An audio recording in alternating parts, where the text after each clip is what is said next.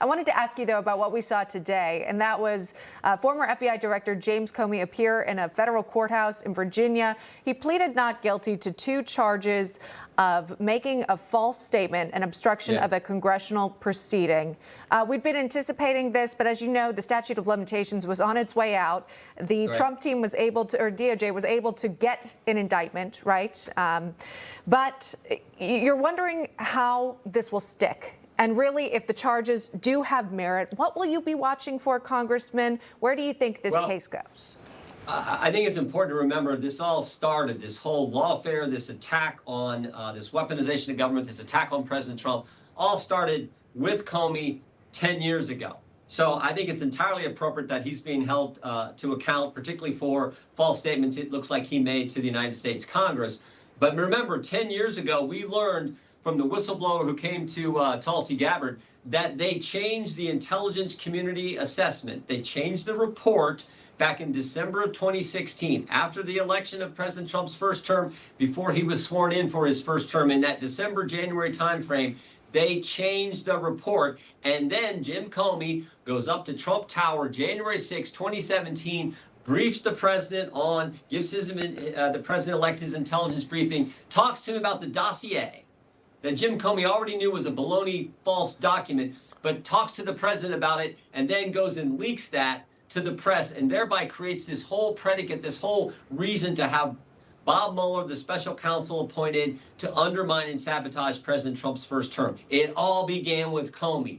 And the fact that he misled Congress and said false statements to the Congress in the course of our investigation, he's now being held to account for that. I think it's entirely appropriate. And frankly, I don't think he's the only one. I think John Brennan looks like he misled Congress as well. And maybe said false things to Congress. I think we're going to look into that issue, and the Justice Department is looking into that also. But Jim Comey's the start of all this. Yeah, we'll watch to see what comes from that. I want to get your thoughts on what's happening today. President Trump put this out on Truth Social earlier this morning. It reads simply, Chicago mayor, referring to Brandon Johnson, and of course, should be in jail for failing to protect ICE officers. Governor Pritzker also. I want to get your thoughts on him putting that out there. And I mean, is it even possible that criminal charges could be coming for those 2? Well, I do know what the mayor said, I think yesterday, the day before. Some of the crazy things he said just made no sense to me. The president is entirely within his in his power to have National Guard there to protect ICE agents, federal law enforcement agents who are doing their job and being attacked. When the president's defending and protecting federal buildings, federal property, and federal agents, law enforcement agents who are being impeded by these local authorities. I mean, they're actually, I think, kind of proud of the fact that they're impeding the efforts of federal law enforcement to do their job. I think the president's entirely within his rights and responsibilities to have the National Guard there to help protect these individuals.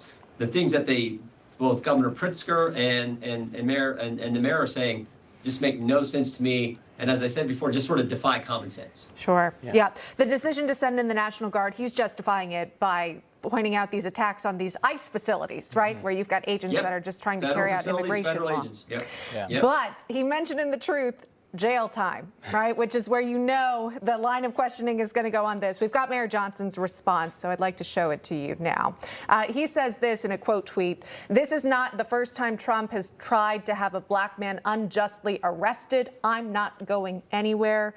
Congressman, I mean, do we see charges? Do we see anything, legally that would ultimately get there? Or is this just President Trump being sort of, long-winded with his voice? Yeah, I leave that up to the Justice Department. If there's anything there. What I do know is some of the things he said make no sense. And what I do know is we've seen other officials impede the actions and law enforcement efforts of federal officials. We've seen that particularly up in Milwaukee several months ago, where the judge was letting the bad guy out the back door when the good guys were coming in the front door to arrest the bad guy, and that individual's been charged with a crime. I don't know that exists here. I'll leave that up to the Justice Department. What I do know is the president has every right to say when federal law enforcement agents are doing their job and they're being impeded and hindered from doing that, he has a right to make sure that they get to do their job and protect federal facilities as well. Information, truth, is freedom. Is Newsmax. It's real news for real people.